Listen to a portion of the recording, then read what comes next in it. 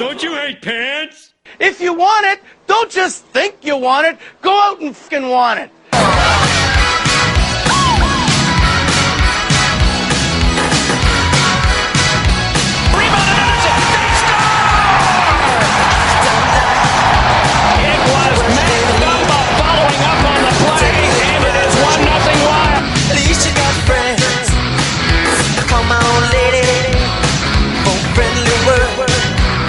Sabres on a race for the puck. Holla's going to get there. He's in. He scores! Eric Holla has tied the game for Minnesota.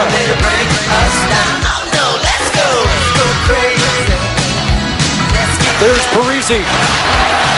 Back up top. Parise fires, scores!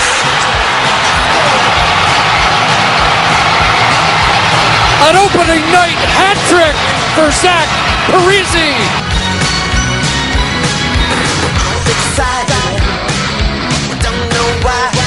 Poked away by Palmerville. Palmerville and Niederreiter, 2-on-1. Niederreiter scores!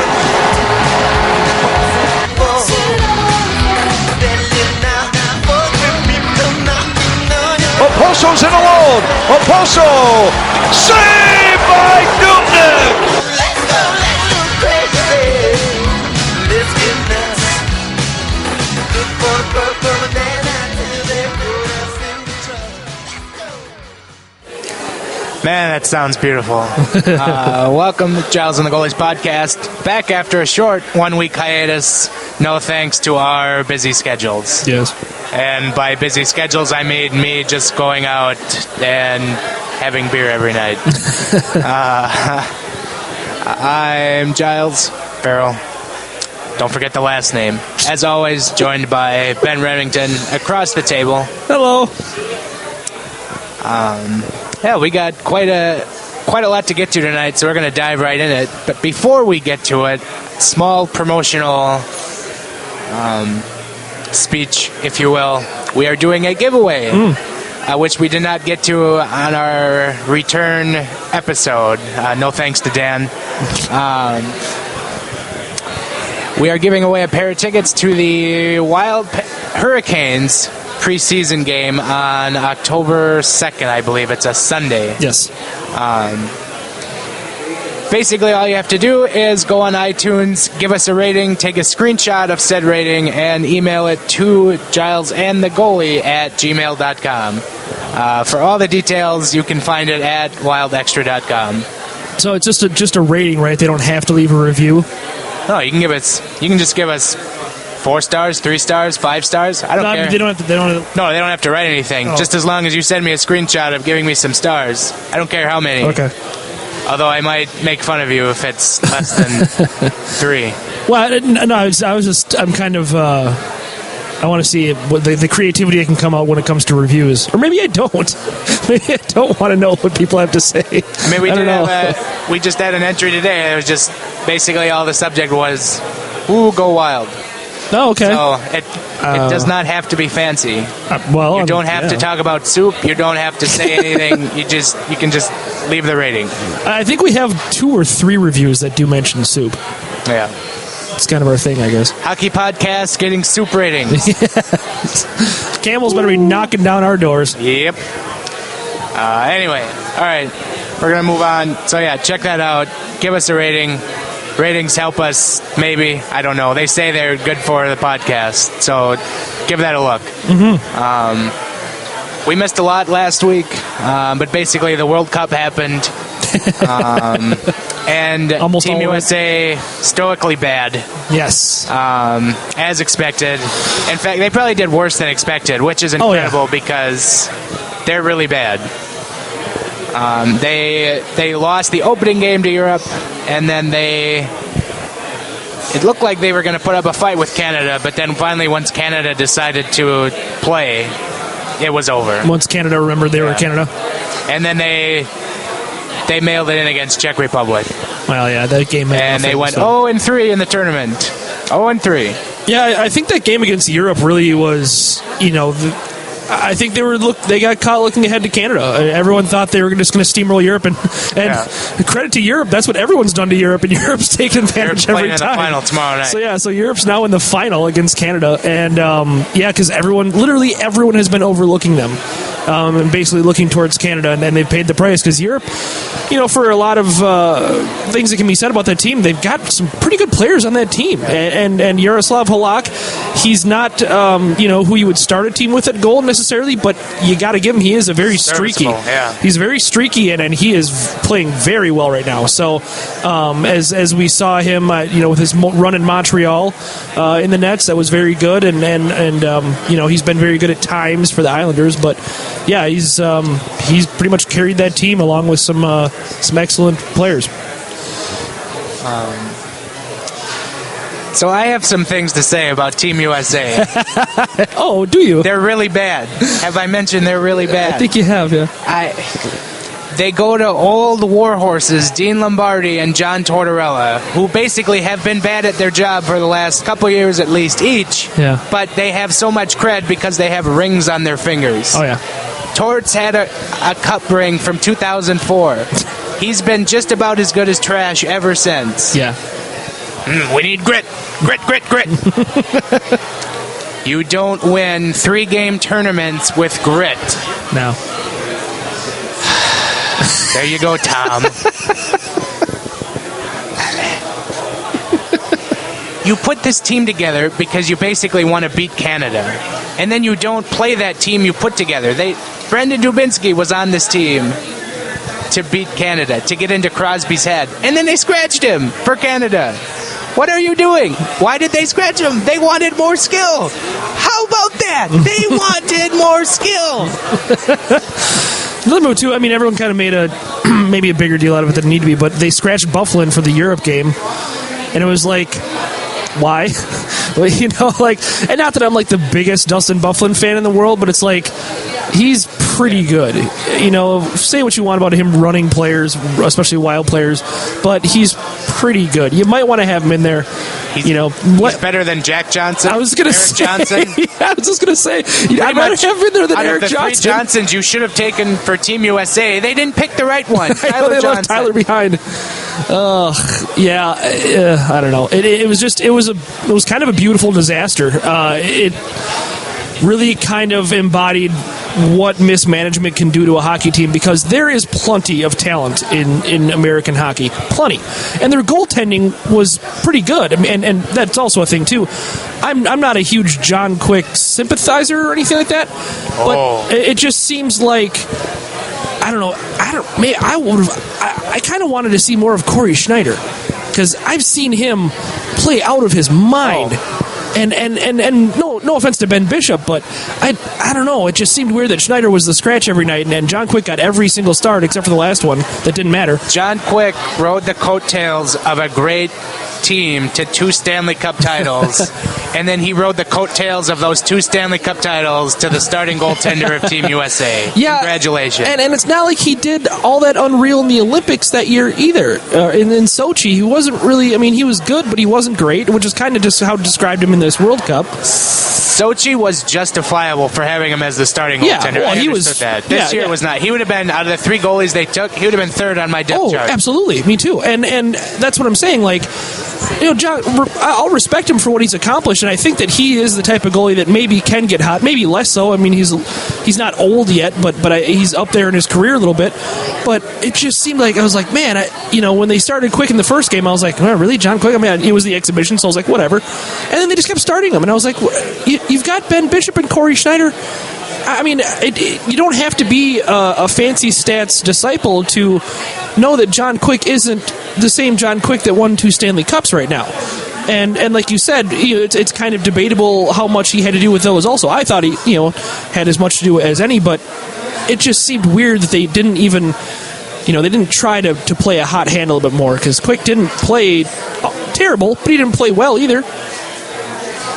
Corey Schneider has been the difference in the Devils being like the worst team in the league and to like a middle of a pack bottom feeder. Like, very true.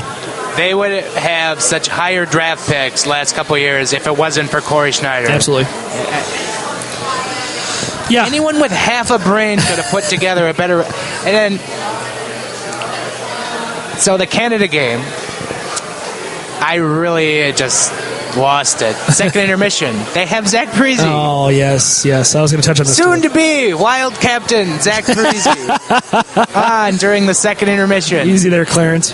And what does he say when asked questions about the poor performance being put up by Team USA? Oh, I don't think we're playing. No, I think we're playing good. Better than the last game. Okay, true. But they also played so bad against Europe. That's not a high bar to clear. Right. Just say it. We stink. Well, and then the interviewer, I forget her name, but she even kind of goaded him a little bit. She was like, "Are you guys kind of pissed off?" And he's like, "Get pissed, yeah." He's like, "No, not really." It's like, what? Like you got throttled by Team freaking Europe, who obviously turned out to be a lot better than we thought they were, and now you're getting throttled by Canada, who you were, if you can't get up for that game, I don't know what game you're getting up for. But he's like, no, not really. We just got to minimize our mistakes, blah, blah, blah. Coach speak, player speak, player speak. And it's like, dude, and not that I'm expecting him to put on some, like, William Wallace type speech or anything in that moment, but It's like, come on, like, show that you're at least have some kind of emoticon of being upset. Like, at least once in a while we get angry Mikko. Mikko is as stoic as they come. He's as Scandinavian as it gets. But once in a while we get angry Mikko, and he punches somebody or does something cool like that. Yeah. But we got nothing out of Parise. And he's like, we're playing a little better. We're making some mistakes. We're taking advantage. Yeah, it's freaking Canada. You can't make mistakes against Canada. You have to play a flawless game and then some to beat Canada. And you're just content as all hell with making a few mistakes and getting your asses kicked by Canada. I'll give Ryan Suter credit. He stood there after the Canada lost and just said, "Yeah, this was embarrassing." Yeah, like good. You could see he felt ashamed for that performance, and I'm guessing for the whole tournament in general. Like if you asked him about it, but he's probably now just going to give you the generic, "Yeah, we're just looking ahead to the season" kind of. Right. The best part of the Canada game was the Twitter after the game. Yes. Phil Kessel, God bless him. Tweets. The man who has tweeted 3 times in the last calendar year. Tweets. Just sitting here on my couch with the dog. Feels like I should be doing something tonight. Can't quite put my finger on it. Oh my God! 100,000 likes later, here we are. Oh my God, that tweet was so amazing, and that tweet is what comes out of bad management. Like you were talking about Lombardi and Torts, that's what happens.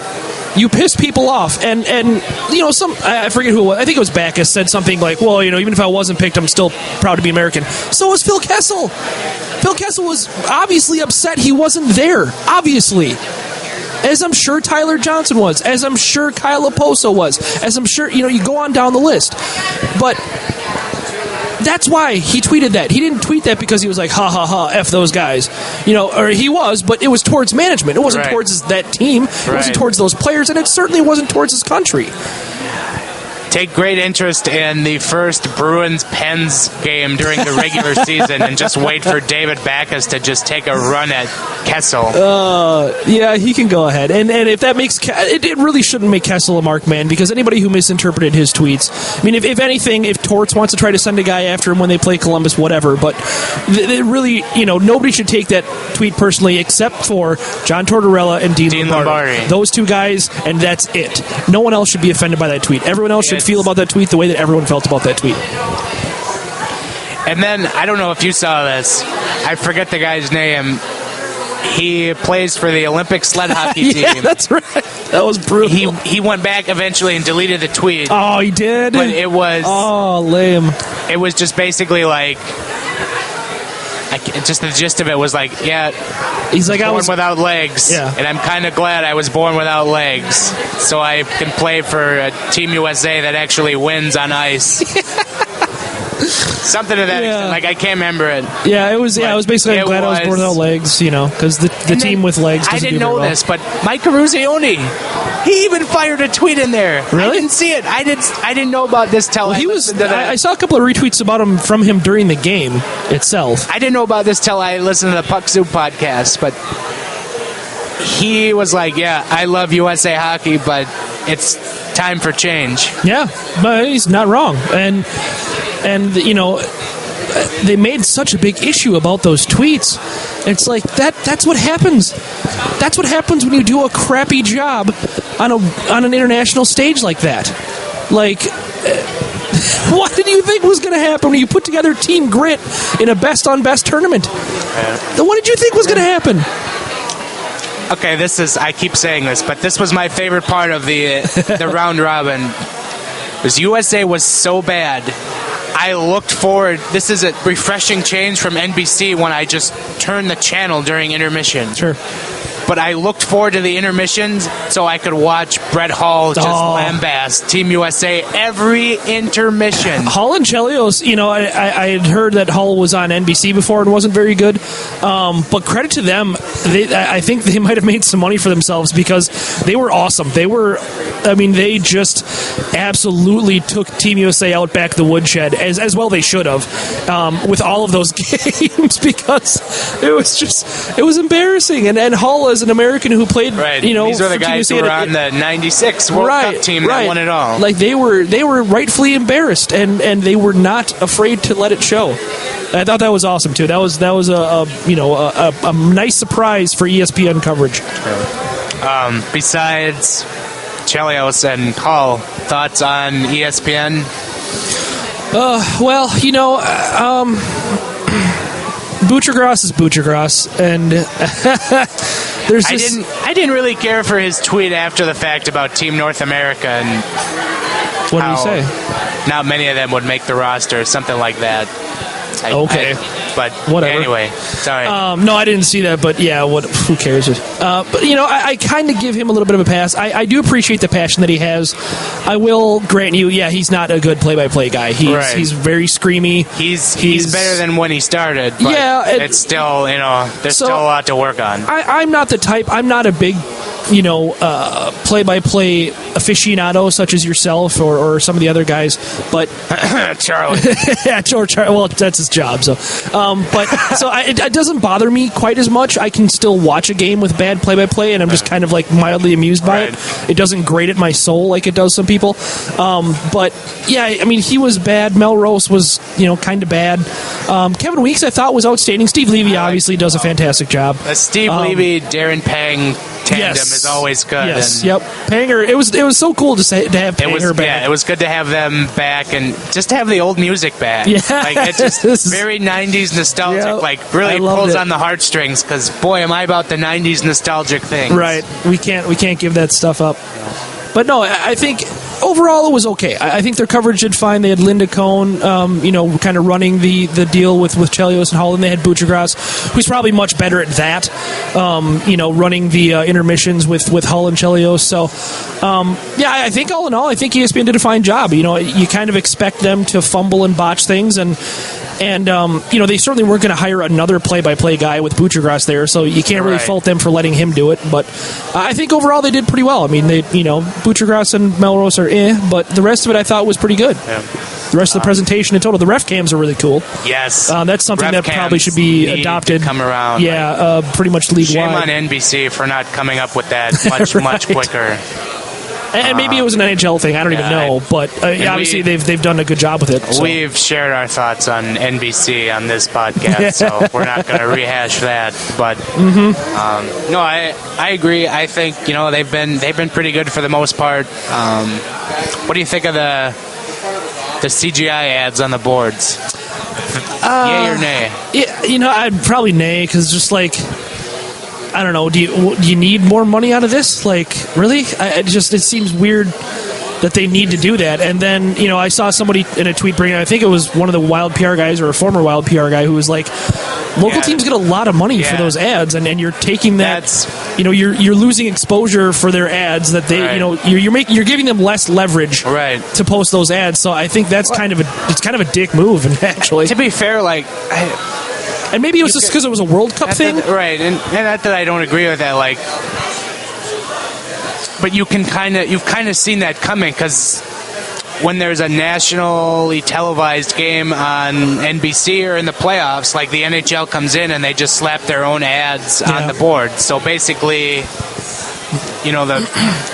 when a local business is paying for an ad for the Wild game, you're paying for 65, 70 games, and then non-playoffs. Yeah.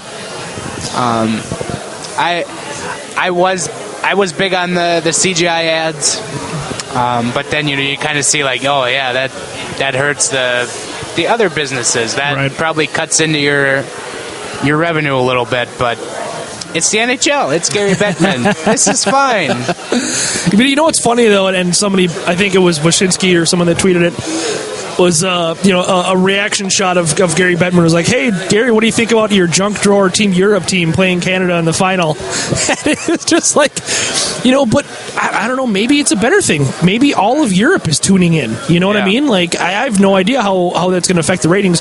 Obviously, they probably wanted Sweden or better yet, the U.S. Obviously, you hear some of these players on Team Europe, play for Slovenia and Norway, and they're just like, "This is great. We would never get this chance if we were just playing for our home country." Right, yeah. So Tony from Hockey Wilderness tweeted out the same sentiments. It's really cool because none of these teams have had a chance in any international play.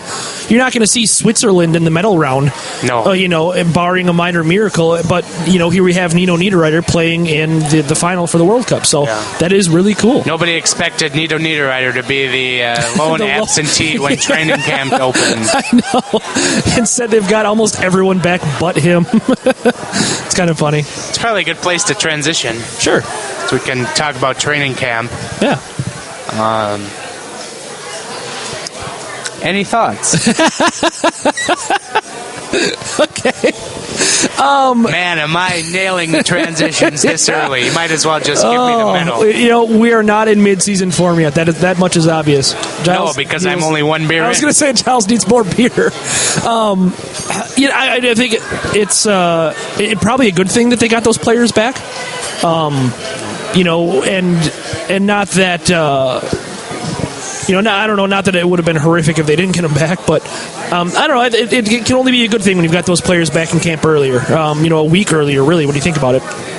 So it's probably a good thing, and even better yet, nobody was injured, and that's the huge part, because we talked about that 2 weeks ago when we were talking about the World Cup. It's like, well, someone's going to get hurt.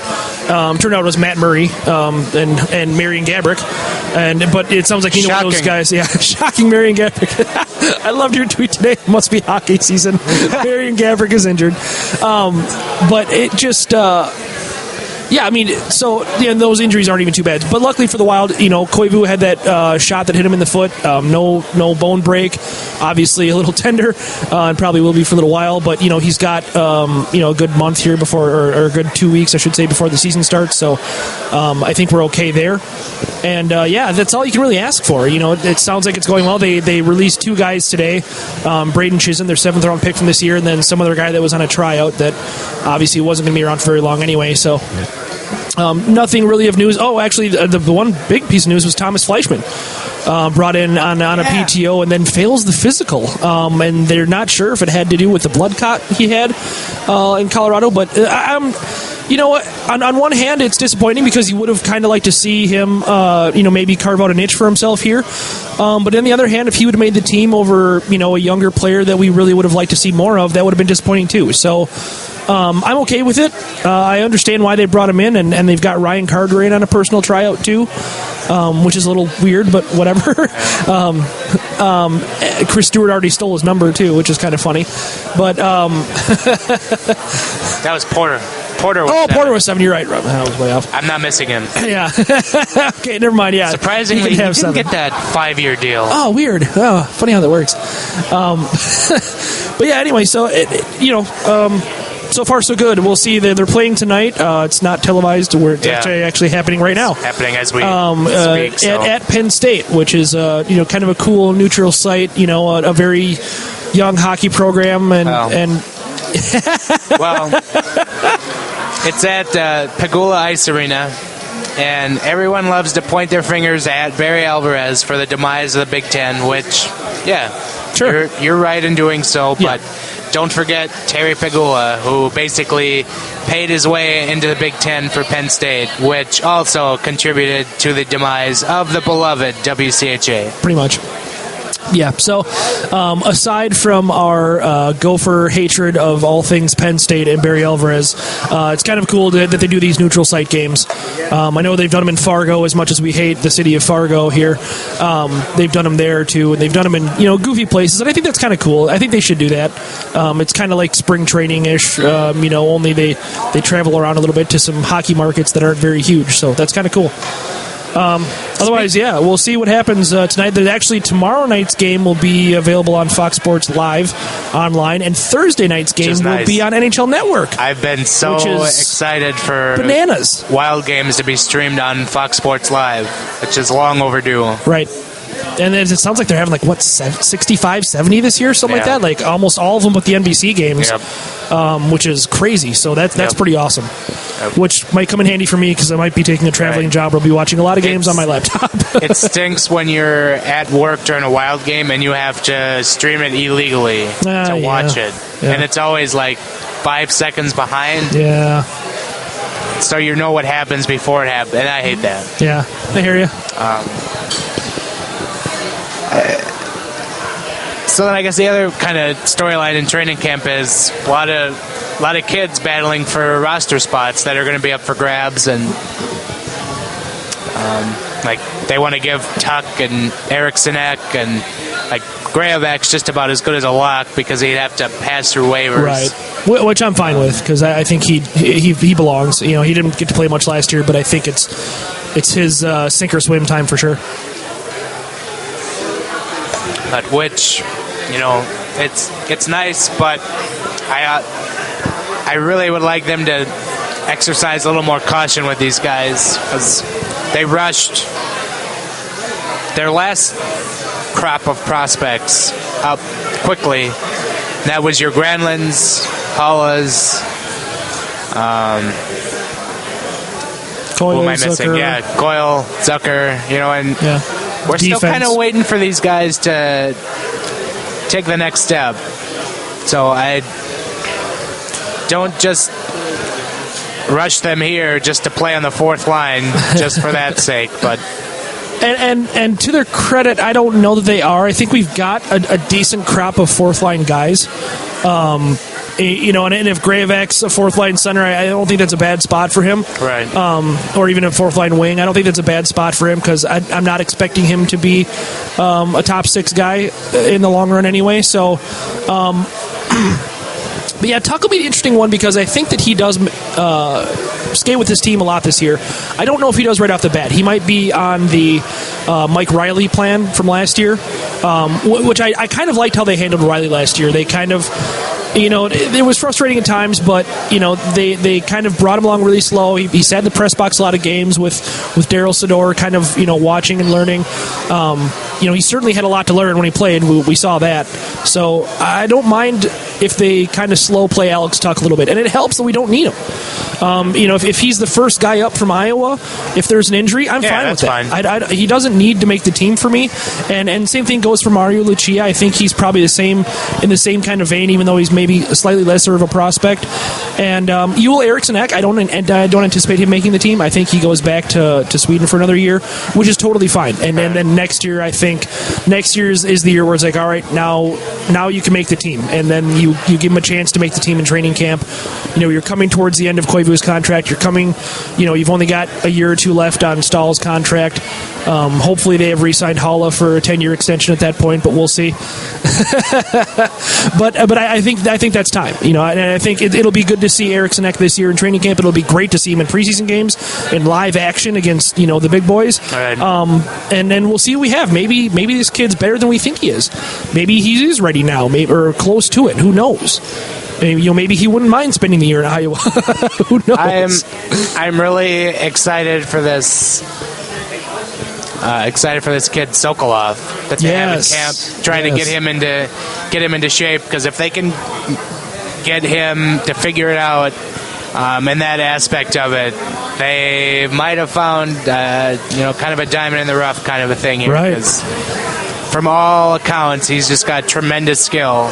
Should have been a first-round pick. Yeah. And he not just kept hammering away at that poutine. I know it's addicting, but man. I don't blame him one bit. I think it was Corey Pronman that tweeted out something about the... He retweeted something that was the new... They were coming out with lists for each year, and I think it might have been... So he tweeted that out or something, or maybe it was Mackenzie, I don't remember, but... worth noting, I think it was Dustin Nelson who tweeted out and noted that Sokolov was 12th overall on the list, on the prospect list last year this time. So that's how far his stock fell in a season. And he scored 40 goals. He scored 40 goals in the OHL, and his stock dropped from 12th overall to the 7th round of the NHL draft. Certainly, I don't know. Yeah, there's a lot of things that work there, but I think the skill is there. I think you're right. I think if they can, he can make a lot of people look very foolish if he can get his wheels under him maybe, and it's not like you have to have blazing speed and incredible cardio to if you have that kind of scoring touch that he has, if it just improves enough to where he can play in this league, it could be huge. It could be absolutely huge. And if he's only a third-line guy that scores 20-some goals a year, that's valuable too. That's a hell of a steal for a 7th-round pick. I mean, 7th-round picks are the ultimate gamble, so if you can get that out of a 7th-round pick, that's just gravy. Yeah. He'll probably get sent back to wherever he's going pretty quick. But forget the team. Hopefully he learned enough while he was here to translate that and do good by it this year. Yeah. It would be interesting to see what he does in the juniors this year. All right. I think we can meander on to some Q&A. Sure. Sent in by we asked it on our Twitter account at GATG Wild Podcast. You should follow that. Because you need more soup discussion in your life. Yes. Also, it's a place where I can go to troll Ben about Jersey cakes. And I can troll you right back, which is it's dangerous with us both having access to yet another Twitter account. Yeah, we don't need any more. No. Okay. First question from loyal listener Aaron Berger, who also complimented me that I'm the only one who gets his name right on these podcasts. Who screws up his name? I believe that's a sub-tweet at the Russo-Suhan podcast. Oh. What do they call him? Berger, probably. Berger? I think so. Okay. Whatever. It's been a while since I've tuned into the Russo-Suhan podcast, so I'll have to start that again. Anyway. This is kind of related to the Team USA discussion. When building an all-star team, what is your preferred combination of skill and grit? Oh, God. Well, obviously, we've made our feelings well known on that. I think you go skill, and then some more skill. Because, what we saw out of Team North America was just amazing. They played with everybody, and they were really an eyelash away from being in the semifinals, and they would have caused a lot of they would have faced Canada, and that would have been oh my God, that would have been a game. And these are a bunch of guys with who's the most experienced guy in that team? Brandon Saad, and he's played either him or 2-3 years. They're all 23 and under. Like, that's his name. No, there's a couple, but I'm just like, they have next to no NHL experience. Connor McDavid played a half a season in the NHL last year. Austin Matthews hasn't stepped foot in the NHL yet, and those guys were shredding teams. They were shredding all-star teams, and that just goes to show you what skill does, especially in a best-on-best tournament.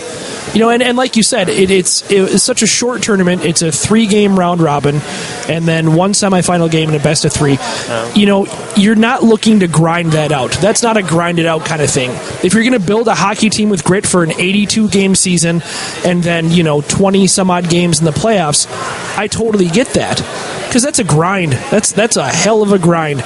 But if you're going to build a team to win 6 games, why on earth would you go grit?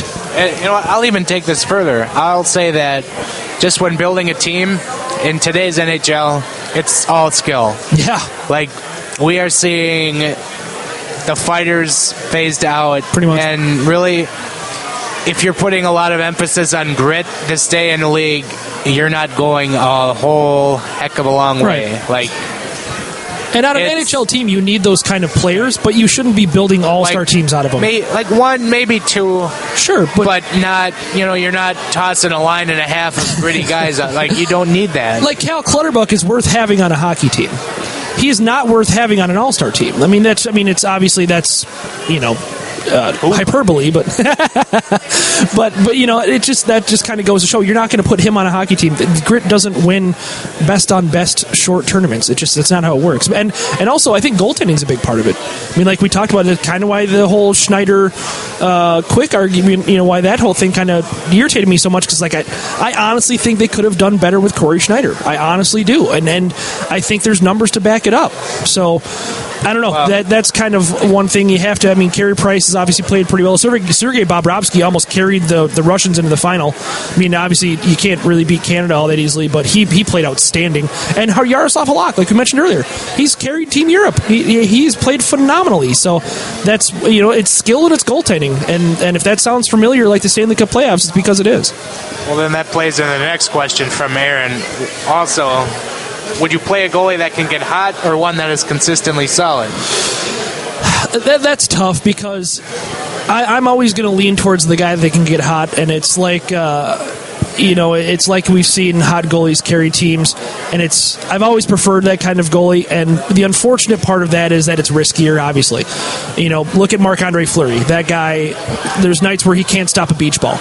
And then, and they're not this cup run, obviously, but their previous cup run in 2009, he was unstoppable. I mean, you could not score on that guy. He was absolutely a brick wall. And I think there's been a fair amount, John Quick, too, I don't know that he's super streaky, but I think he stood on his head a lot of those games for those Kings in their 2 cup wins. So, I'm always going to lean kind of towards the streaky goalie that can get hot. It's kind of like Jim Craig in the movie Miracle, when Herb Brooks is like, have you seen him when he's on? And Jim Craig was a huge reason why Miracle on Ice happened, because he was on that tournament. And you're not going to get that out of your Nicholas Backstroms. Sorry to all of the devotees of Nicholas Backstrom, but if you've got a goalie that's going to allow 2 goals every game, but no more than 2 goals every game, I just don't think you're going to have as much success as taking the risk on a guy who's going to stand on his head.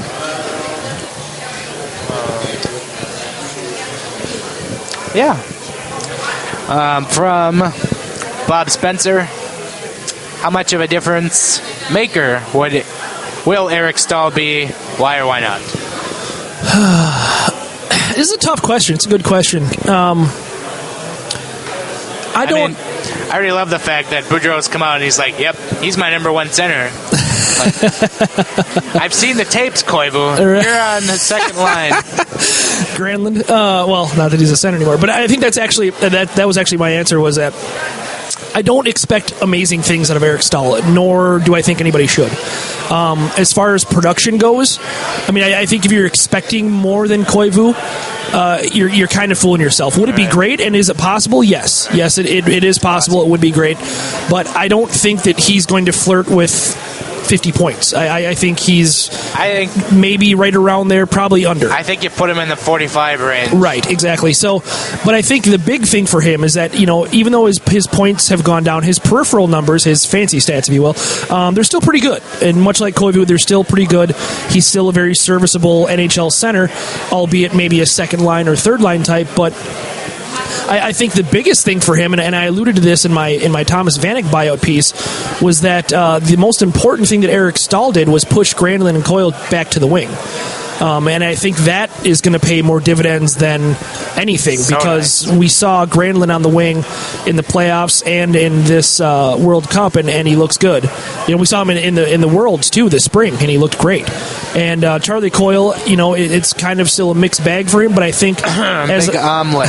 Sorry, and I think if I said this last year and then it didn't happen, and he still had a good year, but I think if you can get him settled in on a position, get him some chemistry, get him playing with the guy, and he might end up playing with Stahl, it sounds like.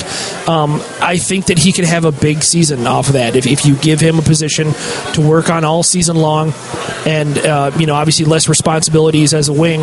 I think that's going to be huge. So I think that Stahl is going to be maybe not Koivu light, maybe Koivu plus. Koivu plus a half, maybe. But most importantly, he's keeping Granlund and Coyle on the wings. Right, and I think you can apply that same trickle effect to Koivu. Right. Reduces his low roll. Yep. And it might be maybe give him some more favorable matchups to where maybe he can, score a little more. Not that you should expect him to score more in the season, but you just might see him maybe, control the ice a little better than what he already does. Sure. Especially at his age and where he's at with moving around, which it's not getting any prettier. No. And I think Stahl is kind of in the same boat. So, anyway, I like having Stahl here. I think he's at a good cap hit. Yeah, you really can't argue with that contract. I really like that contract. But we'll see where it goes. He's in a much more favorable spot than his stint with the Rangers, which everybody likes to point to. But he's playing with third, fourth liners in New York, so I wouldn't have expected that much out of him anyway. But, and I think the Boudreau effect might have an effect on him as well. Boudreau has certainly come into a lot of teams and had a lot of success, and I don't know, as much as we like Alain Vigneault, is Boudreau the best coach that Stahl's ever had? Possibly. So it very well could see, maybe he does eclipse that 50-point mark because, of Boudreau's tutelage. Who knows? From Panda Pete, would Old Man Cullen have made an impact on this year's Wild team? Yeah, absolutely. Yeah, absolutely. It still kind of stinks that they didn't, offer him any kind of contract. Because you can move him from center to wing, you can move him up and down the lineup. Yep. I get the age thing, but he would have been a nice, flexible option to have in your lineup. And as we saw last year, he still has a lot in the tank. Yeah. So, he was an absolute dynamo in the playoffs. You heard his name all the time. And he was a big reason, dare I say, why Pittsburgh won the Cup. So absolutely, he would have made an impact. And I'm as disappointed as you are that he wasn't signed, even though it sounds like he could have been. But it is what it is. It would have been nice to have that depth, but you don't. And hopefully, they've got. I think the Wild are comfortable with their depth, and that's why they didn't sign him. But I don't think depth is something you could ever have enough of. From Josh, do you think the Wild will be a bubble team this year again? If so, what do you guys think they need to change to get better? That's kind of $1 million question, isn't it? God, I hope not. Well, I'll say this, and I'm gonna kind of pound this into the ground the next few podcasts before the season starts. But sure, the team really didn't change outside of Eric Stahl and Chris Stewart. I think it adds nice depth, but I don't know if that's a whole lot to turn the needle a whole hell of a lot. And having Boudreau, if they can avoid the January slump, then that's the litmus test. But this is the same team for 3 years now, and they continue to have January slumps. Sure. And I don't care if Scotty Bowman's behind the bench. I will see it to believe it. Yeah. So I still think they're just a fringe playoff team. Okay. I'm going to go a little bit the other direction. I think I don't know that people are downplaying, or nobody's downplaying Boudreau's arrival here, but and maybe I'm just way too on board with it because I love the hire so much, but I forget, somebody on NHL Network said that Boudreau was the biggest move made this summer, period. Obviously, Stamkos stayed put, so that's a big reason for that, but I agree with that.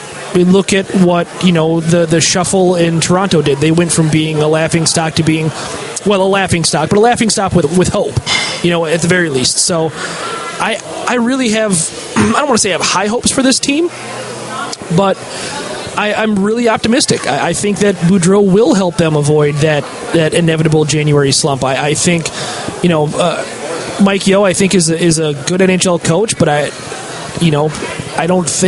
think he's should be held culpable for a lot of this team's personality for the last 3 seasons, and why they were so manic, and why they, it seemed like they didn't get better, and that kind of stuff. I think Boudreau is a culture change that was very, very needed.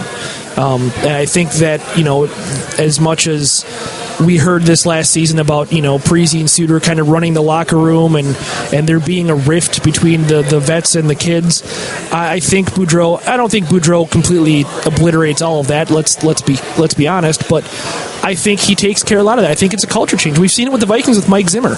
The Vikings were the laughingstock of the NFL when Mike Zimmer took over. And yeah, they've gotten better players, sure, but I think it was a culture change. And I don't think that's to be underrated. So I don't think they're a fringe team. I expect this team to compete for the division. I don't know that it's going to get close, and maybe they end up with, if they end up with a third slot, then, that's better than they've done so far. So you're still a delusional Minnesota sports fan. I didn't say they were going to win the division. I expect them to be there close. You're always getting your hopes up. Yeah. Don't get your hopes up. This is why I'm not a Vikings fan. The Vikings are 3-0, and all I can sit here and think about is, gee, how are they going to blow this one? How is this team going to lose it in the end? I am just absolutely... Crush our souls. Exactly. I'm just absolutely tickled to find out how they're going to let down Vikings fans. I can't wait. The Schadenfreude is going to be freaking amazing. I can't even contain myself. Giles will drink to that.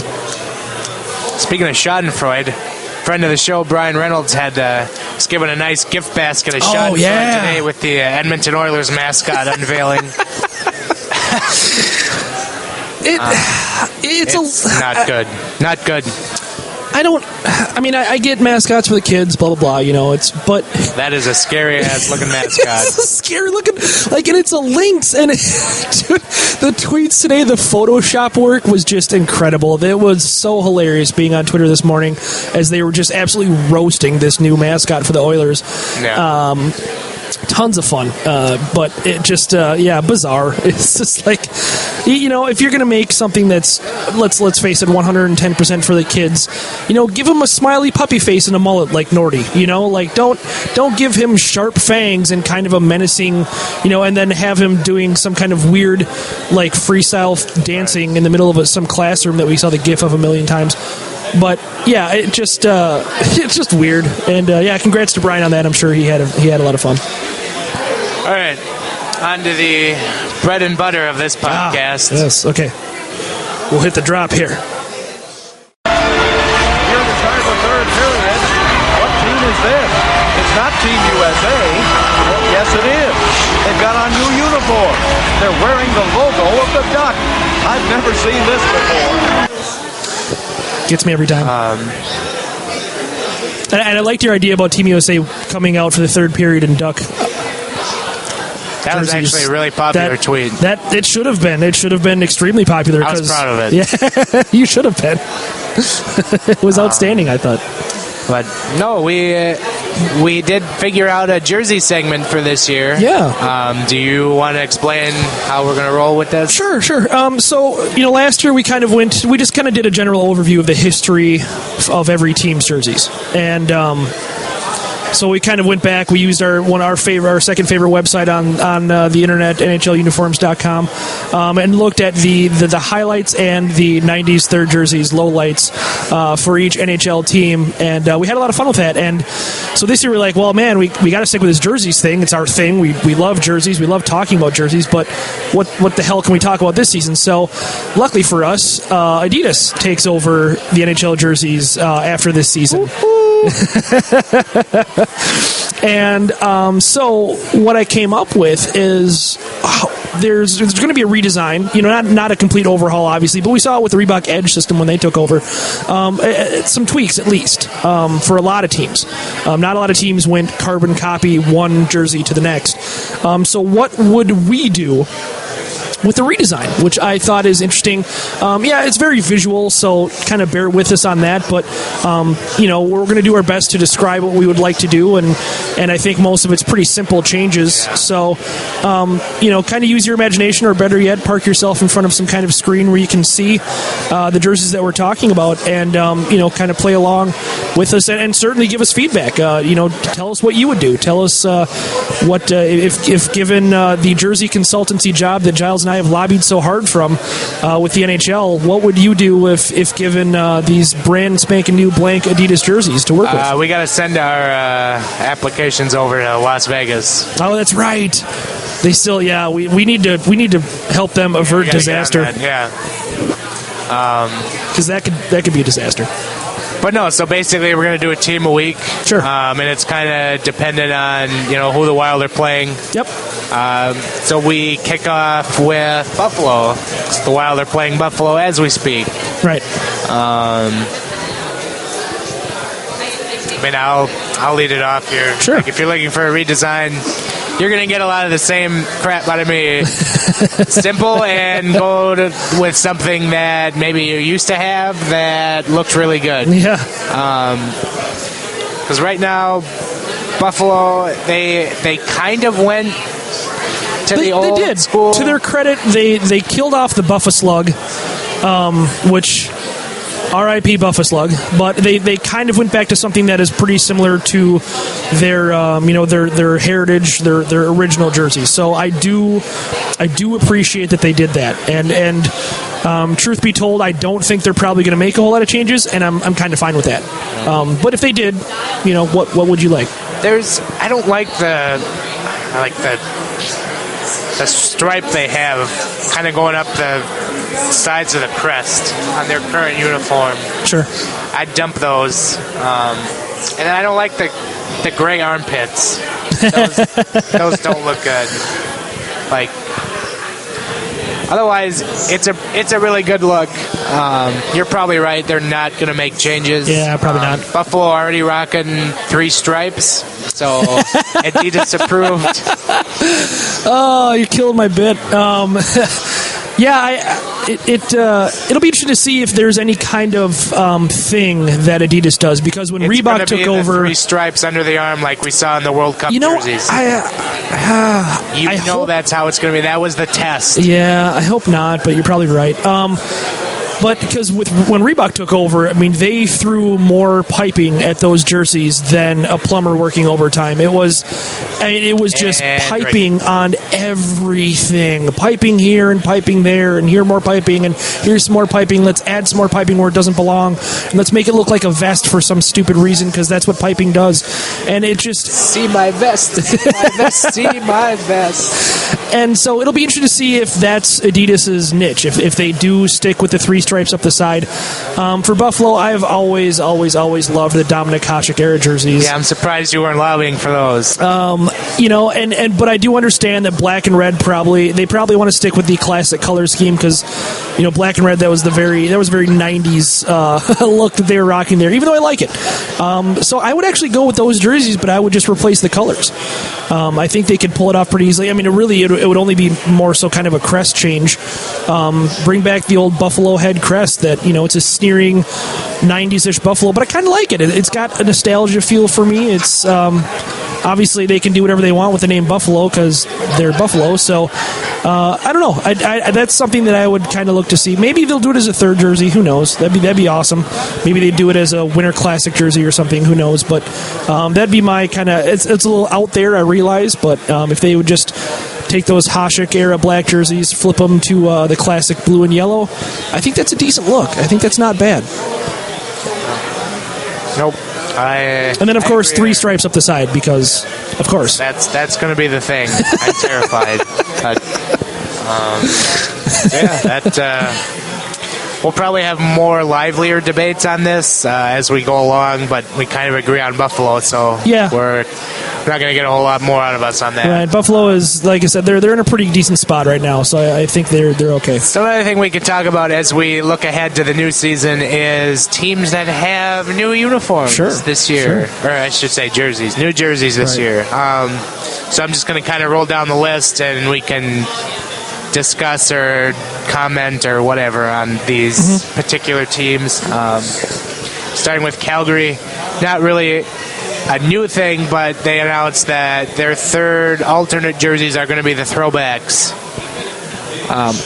The throwbacks from like the 80s. Yeah. So does that mean they're going to be wearing them full time or like more or they're what? They're going to be their third alternate jerseys, replacing the ones with like the Calgary cursive. Oh, sure, good.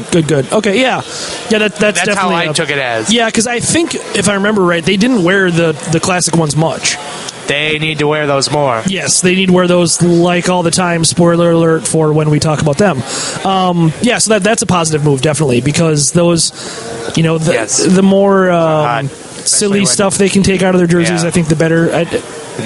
Jonas Hiller puts on those red pads. Yes, it was a great look. All right, I think we talked about this at some point before we disbanded for the summer. But Florida, we did. total new set. I like the colors. Colors are sharp. Yeah. I just don't like the big stripe through the middle of the jersey. Okay. I'm kind of in the same boat. I'm going to try to stick with hashtag Florida HC. I'm going to try to stick with that joke as long as I possibly can because this logo is so soccer. It's so soccer. We should get Dan on and talk about that. Yes, we should. Let's enable him more. No, don't do that. So, I think they're okay overall. I'm not crazy about them, but they could have done worse. Right. I don't know. I mean, the Florida Panther just kind of looks like Nala from The Lion King, so I'm not really like crazy about that. But I don't know. They could have done worse. I'm not big on them, but I'm also kind of really holding out on my final opinion until like I see him in the ice. True. Good point. Because it does change things when you see him just kind of on a photo shoot, and it's like okay, whatever. Maybe on the ice it does kind of change things a little bit. I think you're right. It'd be interesting to see. I don't know if you saw this, but the LA Kings have a 50th anniversary jersey. That's basically, is it like gray? It's silver. Silver. Yeah. Primary silver, and then it's got black and then some gold trim. Yeah.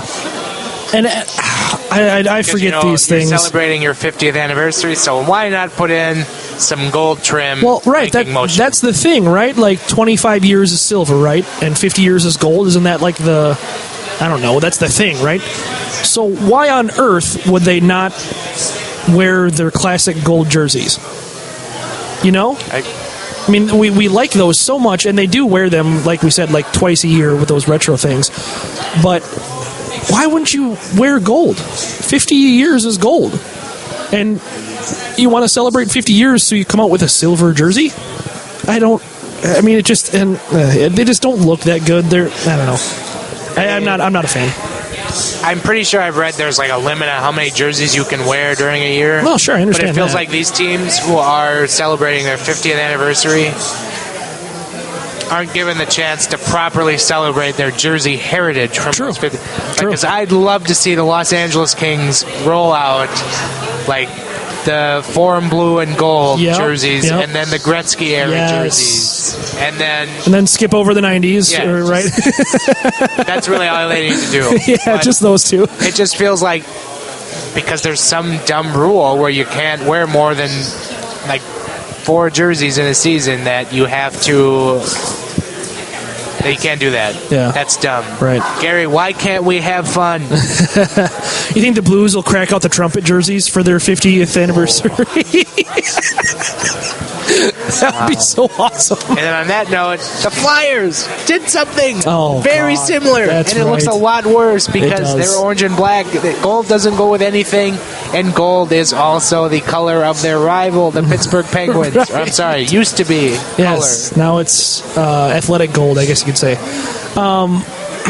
Yeah, the gold outlining on It everything and numbers. looks bad. Yeah, God, is it awful. It is so awful.